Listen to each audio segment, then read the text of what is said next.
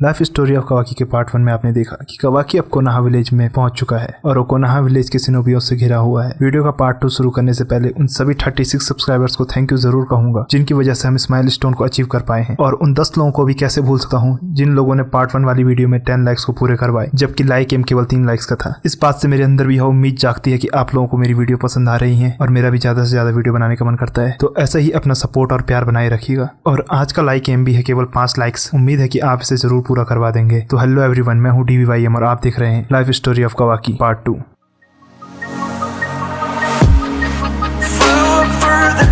At night was born to fight. Mythical, so mystical, think what you like.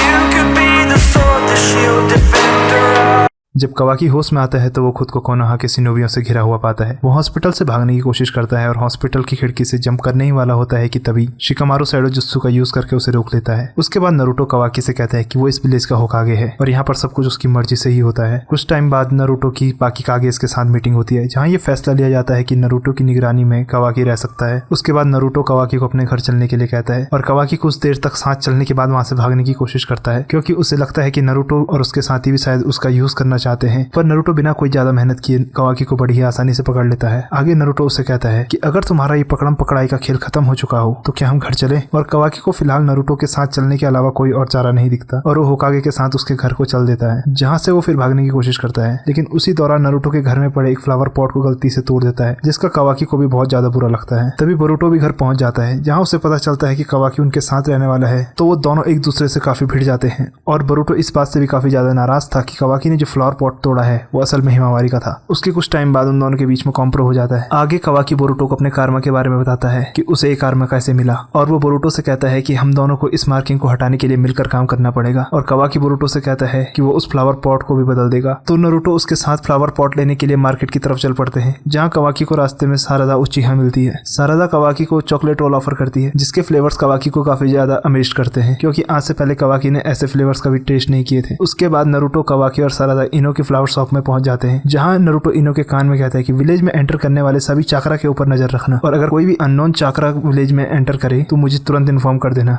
उसके बाद कवाकी को flower roots को देख करके एक पैनिक अटैक आ जाता है क्योंकि फ्लावर रूट्स को देख करके उसे जिगन के एक्सपेरिमेंट की भयानक यादें आ जाती हैं। उसे पैनिक होता देखकर नारुतो उसे सीने से लगा लेता है जहाँ कवाकी भी थोड़ा रिलैक्स हो जाता है। उसके बाद नारुतो कवाकी को लंच के लिए रेमन शॉप पर ले जाता है जहाँ नारुतो कवाकी से कहता है कि एक्सपीरियंस शेयर करना एक बहुत ही अच्छा तरीका है लोगों से घुलने मिलने के लिए। और जब वो दोनों उजुमाकी हाउस पहुंचते हैं तो कवाकी नए फ्लावर का वेस्ट हिमावारी की तरफ आगे बढ़ाता है। तो बोरुतो कवाकी के लाए वेस्ट को लेने से मना कर देता है और वो कवाकी के हाथ में ग्लू थमा देता है और कहता है कि जो वेस्ट तुमने तोड़ा है उसे इससे चिपकाओ। इन बातों को सुनकर के कवाकी फिर से फ्रस्ट्रेटेड हो जाता है। उसके कुछ टाइम बाद नारुतो और बोरुतो ट्रेनिंग ग्राउंड पर प्रैक्टिस करते हैं जहाँ कवाकी बोरुतो से कहता है कि कार्मा का पावर यूज करो। उसके बाद कवाकी अपना कार्मा एक्टिवेटेड कर देता है जिससे बोरुतो का कार्मा भी एक्टिवेट हो जाता है। और ट्रेनिंग खत्म होने के बाद बोरुतो और नारुतो का एक दूसरे के प्रति म्यूचुअल रिस्पेक्ट और सपोर्ट देखकर कवाकी काफी सरप्राइज्ड हो जाता है और उसे अपनी ट्रेनिंग के दिन याद आने लगते हैं जहाँ जिगन उसके साथ ट्रेनिंग के दौरान कुत्तों से भी गंदा व्यवहार करता। उसके बाद नारुतो और कवाकी होकागे ऑफिस में होते हैं जहाँ नारुतो कवाकी से कहता है कि अगली बार तुम भी बोरुतो के साथ प्रैक्टिस करना और कवाकी यह कहकर मना कर देता है कि उसे चक्रा यूज करना नहीं आता। लेकिन नारुतो कहता है कि चक्रा का यूज करना कोई भी सीख सकता है क्योंकि चक्रा हर किसी में प्रेजेंट होते हैं। लेकिन कवाकी नारुतो से कहता है कि वो उसे केवल शैडो क्लोन जुत्सु सिखा दे ताकि जब भी वो फ्रस्ट्रेटेड हो तो वो खुद को मार पीट सके और अपना गुस्सा शांत करा सके। नारुतो समझ आता है कि कवाकी कितना अकेला है। वो उसे कहता है कि सेल्फ हेटेड खुद के अलावा किसी को नुकसान नहीं पहुंचाती है और इसका कोई फायदा नहीं है, लेकिन दोस्तों की मदद से जिंदगी आसान बनाई जा सकती है। कवाकी को ये सारी बातें हवा हवाई लगती हैं। कुछ टाइम बाद कवाकी जब वेस्ट को ग्लू की हेल्प से फिक्स करने की कोशिश करता तो बोरुतो कवाकी को ऑफर करता है एक प्रैक्टिस मैच करने के लिए ताकि वो कार्मा के बारे में कुछ पता लगा पाए। और ट्रेनिंग ग्राउंड में पहुंचते ही दोनों के दोनों अपना कार्मा एक्टिवेट कर देते हैं और दोनों के दोनों फाइट करने लगते हैं। उसके बाद कवाकी बोरुतो की तरफ एक एनर्जी ब्लास्ट फेंकता है यह सोच करके कि बोरुतो उस ब्लास्ट को बड़ी ही आसानी से एब्जॉर्ब कर लेगा। लेकिन इस ब्लास्ट को एब्जॉर्ब करते टाइम बोरुतो के हाथ बैडली इंजर्ड हो जाता है जिससे बोरुतो काफी ज्यादा गुस्साने लगता है। ये सब देख करके नारुतो फाइट को बीच में खत्म करने के लिए कहता है और सील ऑफ रिकैलिब्रेशन को परफॉर्म करने के लिए कहता है जहां बोरुतो और कवाकी का कर्मा आपस में रिएक्ट होता है और बोरुतो को कुछ विजन आते हैं और कवाकी बताता है कि उसने कुछ भी नहीं देखा। जैसा कि नारुतो ने इनो को इंस्ट्रक्शन दिए थे यदि कोई भी आउटसाइड चक्रा विलेज में एंटर करे तो वो उसे इन्फॉर्म करते हैं। तो इनो नारुतो को बताती है कि कोई तेजी से तुम्हारी तरफ बढ़ रहा है और तभी उनके सामने डेल्टा आ जाती है जो नारुतो से कहती है कि कवाकी को उसके हवाले कर दो। उसके बाद नारुतो कवाकी से कहता है कि तुम लोग खुद को बचाने की कोशिश करो और उसके बाद नारुतो और डेल्टा की आपस में फाइट होती है।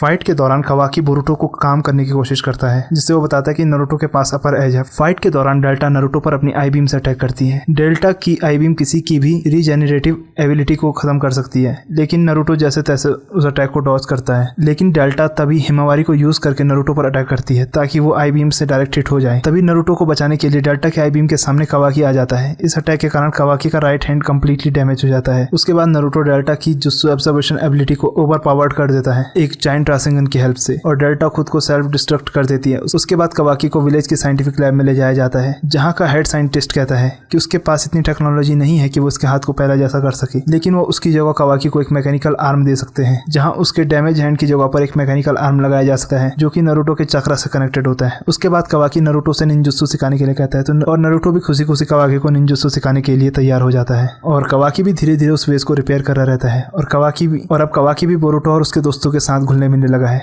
जहाँ एक चिप्स के पैकेट के अंदर कावाकी को 4th होकागे की इमेज वाला रेयर कार्ड मिलता है, और जिसे कावाकी खुशी खुशी एक्सचेंज कर लेता है बोरुतो को मिले 7th होकागे के कार्ड से। उसके बाद आएगी लाइफ स्टोरी जल्दी ही अपडेट होगी, जब बोरुतो के सीरीज में कुछ और नए एपिसोड आ जाएंगे। वैसे एपिसोड 201 और 203 कावाकी की लाइफ स्टोरी को कंटिन्यू करती हैं, जब बोरुतो के सीरीज के कुछ और एपिसोड आ जाएंगे। वैसे एपिसोड 201 और 203 कावाकी की लाइफ स्टोरी का कंटिन्यू है, और अभी तक आप लोग चाहें तो उस वीडियो को देख सकते हैं, और वीडियो कैसी लगी कमेंट सेक्शन में जरूर बताना। वैसे मेरे प्रेमी लोगों ने मुझसे कहा है कि जब तक 1000 सब्सक्राइबर पूरे नहीं हो जाते हैं तब तक मुझे अपने सब्सक्राइबर काउंट को हाइड करके रखना चाहिए। आप लोग क्या सोचते हो इस बारे में बताइएगा जरूर, क्योंकि आपकी राय बहुत जरूरी है। तब तक के लिए खुश रहिए, मस्त रहिए और देखते रहिए वीडियोस।